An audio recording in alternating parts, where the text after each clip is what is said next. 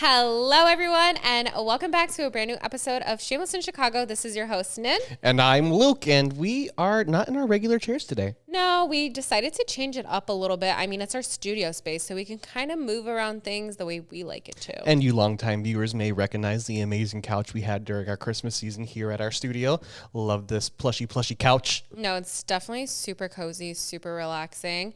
For today's episode, we are going to be talking about how to deal with conflict and the pros and cons to the multiple different ways, because the way I deal with it and the way Luke's deals with conflict is like two different things. Very starkly different. No, literally. So let's kind of get into it. Luke, how do you deal with conflict? Well, I have two different kinds of way that I deal with conflict, and I think that's really depending on the type of situation that I'm in. When I'm in a conflict that's in more of a professional setting, say like I'm at work or something, I prefer just to rip that Band-Aid off. I need to say, hey, listen, we need to talk about this, or hey, this got messed up, or we need to get this done so that way I don't get fired. Okay. So in work, it's a very simple, I worked in HR, I worked in conflict resolution, it's very kind of second nature to me to be very cut and dry at work. Yeah. But when it comes to my personal relationships, I tend to internalize conflict. I keep quiet in situations in which I should speak out, I think sometimes. Yeah. And it kind of like boils over on me. I think it starts a bigger argument than that's required for what started as such a really small issue. Yeah, like something so minuscule, and then you start to like build up. Oh, absolutely. Like if you take a stapler from me and you don't return it for 3 weeks, I'm coming for you. Okay. But we're going to be cool for those entire 3 weeks until that 22nd day. I'm going to knock down your door and say, why do you have my stapler? And why didn't you text me back 3 months ago? Oh, so you're that type of person. Absolutely. Yeah, see, what does that do for you, though? Like, It doesn't why do anything for me. So internalizing your problems is unhealthy for you. And I'm going to scream that from the rooftops. I'm so glad you recognize because that. I don't want anyone to do that. I think that there's a little bit of trauma in my mind that says, hey, just avoid a conflict right now because it's not worth getting into a fight with this person. But then the more you take on with the more unresolved issues, it's going to lash out in a more negative way than it needs to be. I think it's like with gay dating, let's talk about that, right? I see it on TikTok all the time. People are asking, how did y'all get boyfriends? Do I have to wear a sign on me or anything? Gay dating when you're young is a very high turnover game. Okay. So if one thing is a bit of a disconnect, especially I think in today's culture, one red flag, someone's going to ghost you and you're not going to even have an explanation of what happened. In the gay community of like dating? From my experience, yes. I never dated in the straight community, so I can't really speak on the straight community. Yeah. But the gay community it's kind of like an in-joke almost that there's no one ready for a relationship because they're all taken up. Everyone that's wants a relationship is in a relationship. And all these guys are out here just ghosting. I saw a post on this like Grindr group I'm in. It's like people share their funny screenshots. My boyfriend and I go on there because of course we miss the chaos. Yeah, of course. But so we see these screenshots and I saw one today and it was text messages of this one guy texting someone else. And it was like this 20-something young gay he was texting saying, oh my gosh, are you always just waiting until you see me online on Grindr and then you text me because you know I'm on my phone? I told you I needed like some time because I'm busy. One wrong word, one wrong, hey, how are you? Do you want to hang out? And like you risk losing something. So that's why you avoid confrontation, because you're afraid of that conflict is going to equal losing the person. Right. And I wouldn't say that's really an issue in me now. I don't feel like I'm going to lose people in conflict anymore. But that response to conflict has actually kind of stayed inside of my brain. Just hold it to yourself. Just, no reason to make this a bigger issue than it is, blah, blah, blah, blah, blah. But if you do that, you're going to make it a gigantic issue when it needs to be a molehill, not a mountain. Yeah, no, I get that. I can see why internalizing might be okay, but I would have to agree that it's so unhealthy because you're just kind of like keeping it in the back of your mind and be like, well, that thing annoyed me about that person and then they're doing it again.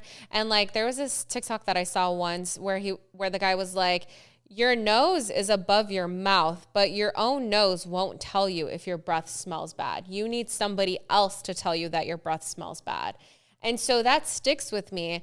And that's why I am such a huge advocate for confrontation. I think confrontation always gets like a negative look towards it. But the thing is that you don't know what you're doing wrong unless somebody tells you, unless somebody straight up is like, hey, that's actually very rude that you spoke to this person in this manner or you acted this way. These things need to happen, right? Otherwise, you don't know. I completely understand where you're coming from in that respect, and I totally agree. However, in the moments in which you are in a conflict, it's a fight or flight response. Yeah. It is kind of like what's going to happen to you in that moment. And I'm not really sure what I could do to help myself get away from those freeze moments when I should kind of be stepping in and advocating for myself or calling out something that's wrong or anything like that. I think I've always taken it upon myself because I've always hated conflict. Grew up with brothers. We always fought and all of that. And I think I distanced myself a lot from them because I took a lot of our small fights and made them into mountains. Yeah. So I don't know. I feel nervous causing a conflict sometimes because I feel that sometimes it may cause a rift. See, but like that's the thing is that I too hate conflict. And that's why I do confrontation. Because if something is going on, I'm going to like confront you right away to get it over and done with because I hate conflict. I hate the icky feeling. I hate the anxiety. Like I just want to have the conversation and get this over and done with and get it out of the way. I feel like the longer I ruminate on it, the larger the conflict becomes because then I go into defense mode and I start attacking that person for no reason. And so I get more angry and then the conflict becomes bigger. So pretty much what we're saying here is that internalizing conflict or internalizing your feelings out of fear of causing conflict is just going to eat away at you and boil you. Yes. Now, that Band-Aid is really hard to rip off. And if you really are afraid of losing someone because you need to say something, maybe that person is worth losing because people who love you should respect what you have to say. Yes, exactly. Like, for example, I saw this post on this girls group that I'm in, and it's like, hey, I went through my boyfriend's phone and I saw that while he was away on a boys trip, he actually met a girl and was messaging her to hang out. And the girl was kind of stuck. It's like, one, I shouldn't have even gone through his phone, but two, like I found this information. And now she's posting this on a Facebook group? Yes, because she's seeking for advice because she feels icky for going through his phone. But the thing is that she was like, do I even confront him? How do I do the conversation? What do I do? And it's like, the thing is, you need to have those conversations because they're super important and you need to understand. And that person, though you might have it made up in your mind that they're guilty or not guilty, you need to hear the other person out. And I think that's where a lot of issues are happening is that people are not hearing other people out. You know, it's just very, my way is the right way. And I know what I'm saying and I know what I'm doing and I know what I think, but you don't like hear the other person out. Like what's going on? What if his guy friend texted from his phone because his phone died, but he met this girl and he wants to talk to her? Like, you know? Yeah, no, I hear you. But in my personal experience, I will touch upon one story from what's happened to me recently. Mm-hmm. I recently had a friend move back from out of state. Yeah. She came back, you know, she was freshly divorced. Of course, I was there as a shoulder to cry on. I'm here for you, girl. She was here for a couple of months and I noticed some things about her that have changed, her mannerisms and how she spoke and blah, blah, blah. Maybe she didn't change or maybe I just realized it. I'm not sure. Yeah. Fast forward maybe a couple of months. I go out with this friend for her birthday one night. You know, we go somewhere super, super expensive. And I'm talking like, have you ever had an $80 pasta? No. Neither did I because I got a tiramisu and it was still $60. Oh my gosh. So we go out and then the next morning I get a FaceTime from Nin. Yes.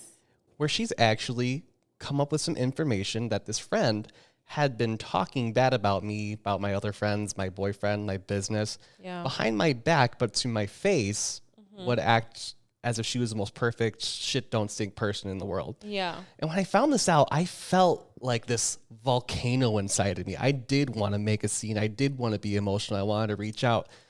But in my mind, my mind decided to say, this person's been back in your life for maybe 3 or 4 months. Mm-hmm.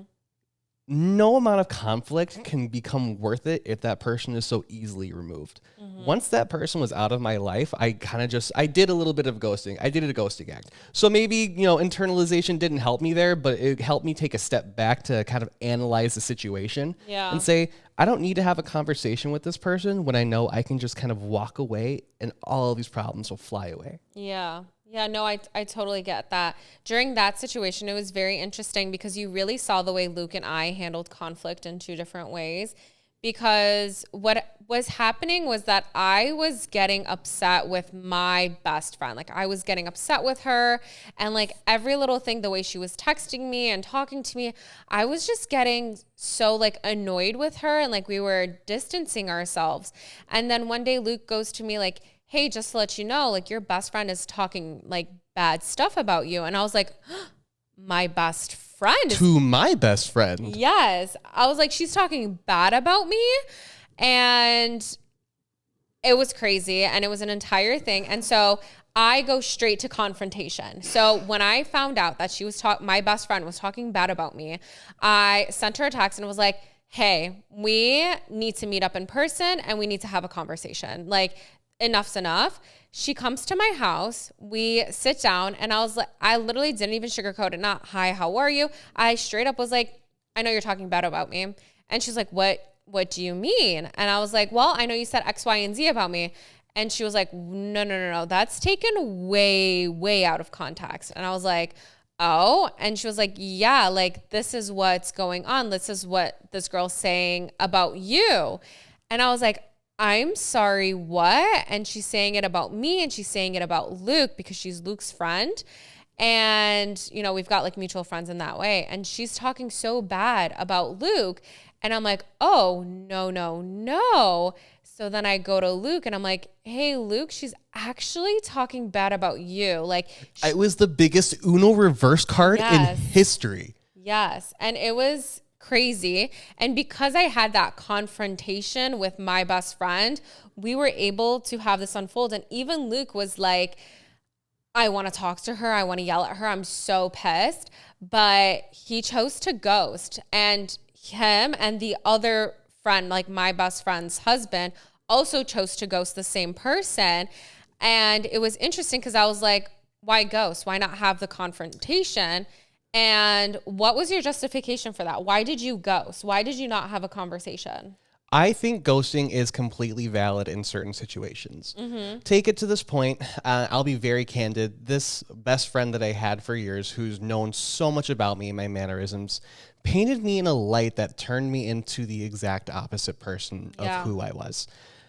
There is no way, shape, or form that I will accept that. In no way, shape, or form am I going to accept anything you have to say to me afterwards. Mm-hmm. It's irrelevant, because the moment that I hear that you're telling people that I do these things, or I fight with these people, or I am doing this, that, and the other, but painting yourself in a positive light to make yourself look good to someone else, the biggest ick I could ever feel. And nothing. I felt like she would get more satisfaction from having that conversation and planting more seeds of doubt, because when you realize when you're dealing with someone who's a very good manipulator, the best thing that you can do in that moment is to remove yourself from that situation to avoid any other chances that might happen to you. Yeah. Because if you are fooled once, I'm not going to say I'm perfect. If you're fooled once, you will be fooled again. It's possible. But if you remove someone who fools you in life, then you are going to remove your problem. So I am a fan of ghosting if it means that it comes with the best possible outcome for your development. Yeah, and I felt like in that situation, ghosting was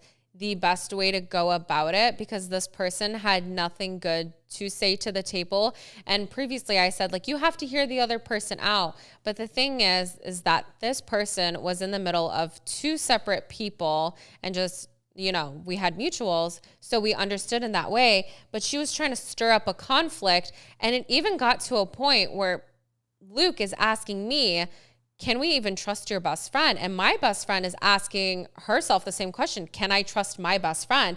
And that's, in like the craziest way, that's when we knew we could trust each other. Because we're both like, wait, no, I would never harm you. I would never say anything bad about you, and vice versa. And so when you have these toxic people, what I call like a character flaw is when you need to arm's length. Like no amount of conversation. You can send them to Mars. Fuck the arm's length. Let's be real here. Right. You don't need, you can scrub that person from your life, block their number, block their social medias, and move on happily and unbothered. It's like the time where you can let go of a person is when you recognize it's a character flaw. That if you're confronting somebody about something like, hey, you didn't do this right, or I didn't enjoy the way you did XYZ, I can fix that. You can fix that. But if it's something that you see as like repetitive and like that person is just the way that they are, like, I don't like the way you talk about this group of people or like this person or whatever, and you see they keep repeating that, then that's just a character flaw. Then you're just going to be like, wait, no, our morals do not align. Like the longer you stay around that person, the more you are going to hurt yourself. Yeah. That person's going to recover. That person's going to be fine. As long as that person has someone to control the narrative with, they'll be just fine. Yeah, exactly. So definitely steer clear. Like ghosting doesn't always have to be bad. It doesn't always have to be bad. Now, I will say when I was a dater in my early 20s, I ghosted like I was Casper. But when you're in a situation in which you know that even if you try to reach conflict resolution, that you're going to come into conflict again because that person has no intentions of changing who they are. Yeah. It's time to let go. Yeah, exactly. But when do you think it's fine to have a conversation and then just take a break from each other, but then come back?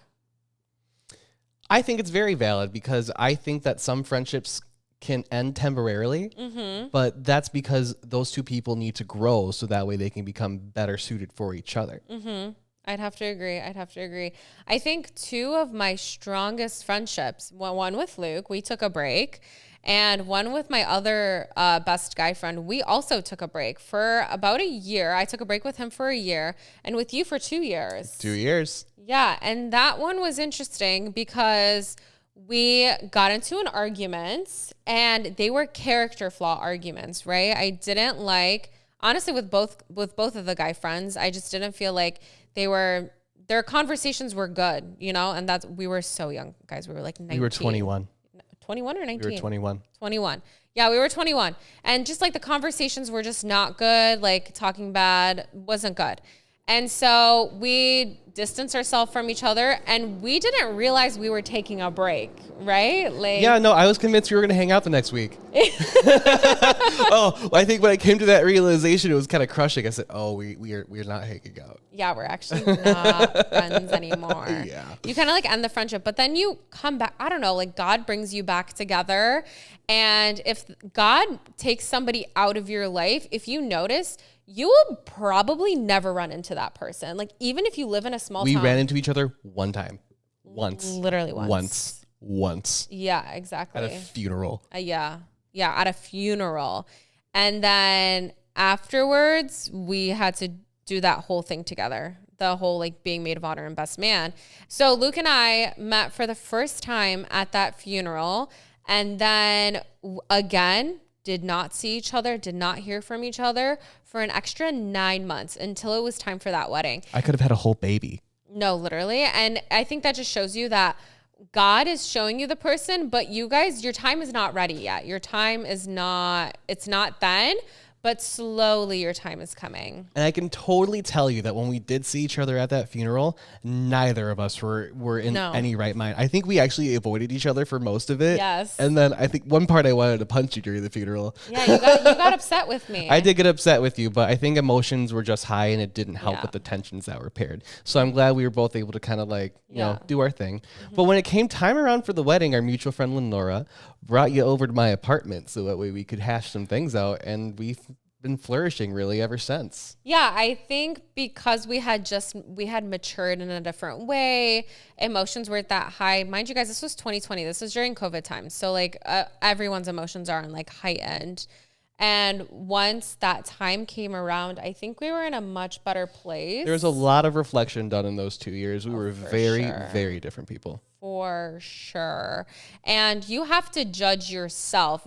Somebody can't tell you, oh, I've changed. It's like you have to actually see it. You have to actively see that change. And Luke went from somebody that like, I was like, do I trust you? Do I not trust you? To like somebody I literally trust with my whole life. Sorry, I was just taking that in. Oh, really? You know I trust you. I know. I tell you so much. I know. I don't know how to follow up with that. Well, how did you know? Well, how did you know you wanted to be friends with me? Because you didn't want to. You didn't want to be friends with me when you saw me at the funeral. I didn't. I wasn't ready for you. And you know what? I don't think I knew until Lenora kind of brought it to me and she just said, hey, listen, let's just all get together. I was uncomfortable. I was uncomfortable with you coming over to my apartment that day. But something, I call it fate, call it the universe, something in me just said, okay, I think it's because, it was professional for me in that moment. Yeah. You and I had to collab because we were both a bride or a maid of honor and a best man. Yeah. So when you got there and when, we kind of talked about the whole situation, I had kind of told you about my end. You looked at me, you said, okay, so you realized that you were wrong in this sense. And I was able to just look at you and say, absolutely. And from there, it's like everything that had happened had just melted away and we were able to reintroduce ourselves to these new people with these different mindsets and perspectives. Yeah. I mean, the way I look at it is the people we were before that break is different than the people we are after the break.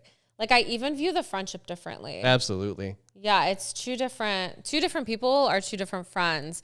And that's real growth. And you have to judge that, And we had a little trial period where are we actually friends? Can we actually hang out without a third person present or a group present? And we did. And now here we are. Man, you step on one butterfly in the past and it all changes. Butterfly effect. But I'm glad in that moment we were able to I at least was able to face that confrontation because I think it turned into one of the best decisions I made because I regained a lifelong friend. Yeah. And I know people will look at confrontation as a bad thing, an anxiety provoking thing, but you have to really weigh the options. What is more anxiety provoking? Ruminating or just getting it out of the way? Because if you get it out of the way, you don't have to think about it anymore. You literally don't. You can think about what happened after the conversation, but you know what happened. Right. And I will come full circle and say this. Kids, don't be like me. Learn how to talk out your problems and healthily resolve your conflicts because there's absolutely a way you can do anything positively without losing your friends or loved ones. And if it does lead to you losing your friend or your loved one, then it's probably for a reason. People who want you and people who want you in their lives will stick around without being fearful of conflict. A big part of conflict resolution, I do feel, is that you need to take a step and be mindful of who you're speaking with and how you're speaking with them. Yes. But when I say that not as a be respectful. Of course, be respectful, but you need to realize that when you're speaking with someone, you're speaking to a completely different perspective. You're speaking to a completely different brain. My brain doesn't think like Nin's brain. My brain doesn't think like everyone else's brain. So I kind of have to realize, and I want to tell everyone that the moment that you step outside yourself and you say, okay, where's this person coming from? How's their thought process like? And how can we resolve this issue? You're going to have a lot less fights in your life. 1,000%. Yeah. Yeah, exactly. When you are about to have a conversation with somebody, I don't just be like, Luke did something and now all of a sudden I'm going to confront him and be like, no, blah, blah, blah. I'm going to sit on it. Give me a couple hours, maybe even a day or so. And then I'll be like, Luke, I need to talk to you. And then we'll sit in the same room or we'll have a FaceTime or a phone call. And I'm like, hey, I just did not like how you said XYZ. It actually happened not too long ago. Did it? When did it happen? Remind me. Yes, I felt like you were being a little harsh to me. We bully each other sometimes, but yes. I took it a little far. I was like, oh, let's throw this in here. Yes. And you told me that it was like, you were like, hey, that's too much. And in that moment, I was like, oh no, I did too much. And later that night, I think I even texted you. I was like, I'm so sorry, blah, blah, blah. Yes. I didn't mean to be so mean. I was just throwing them out there. Yeah. But it happened. I told him right away, hey, setting your boundaries, kind of love that we joke around. Great. You just took it a little too far. Yeah. And then he was able to think about it and then be like, wait, no, I was in the wrong. Let me send her a text real quick. And that got it out of the way. even like a couple months ago, we had an issue with like business and like splitting profits and money and all of that. And Luke thought of it one way. I thought of it as another way. We had the conversation like of splitting profits. We didn't agree, but we didn't agree to disagree at all because it's business. We sat on it for a day. We had the conversation the next day, and with like a lot of compromise. Yeah, a lot of we really compromise. came to a really strong compromise, I feel too. Yeah, and like it was beneficial for both parties. And that's what you need. Like you need a more blank slate almost, where your feelings aren't overpowering everything. But you need to understand that both of you in that moment were disagreeing. You know, it's not just a one-sided thing. Once it becomes one-sided, I feel like that's when it becomes anxiety-provoking. And you're allowed to disagree with people. You're allowed to have that differing mindset. It's how you go about conversating about that disagreement, which turns it into a conflict. It is okay to disagree.